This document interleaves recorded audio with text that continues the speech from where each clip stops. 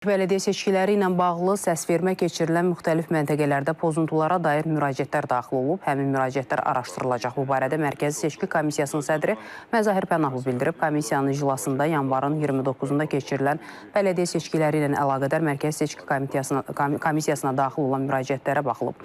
İclasa çıxarılan müraciətlər komissiya üzvləri tərəfindən müzakirə olunduqdan sonra müvafiq qərarlar qəbul edilib. Müraciət aidiyyət qaydalarının pozulması ilə daxil. Sonraki müddətdə, yəni bizə ümumilikdə 20 gün ayrılır.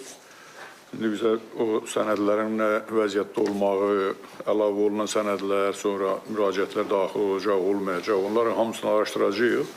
Nə vaxt başa çatdırsaq, yəqin ki, yekun vuracağıq və Mərkəzi Seçki Komissiyasının da qərarı artıq qətidir. Biz qəbul edib, protokol təsdiq edəcək, protokol tərtib edib, onu təsdiq edəcək və ümumilikdə onun da elan olunmasına, qərarın qəbul edilməsi və ictimailəşdirilməsinə 25 gün ayrılır.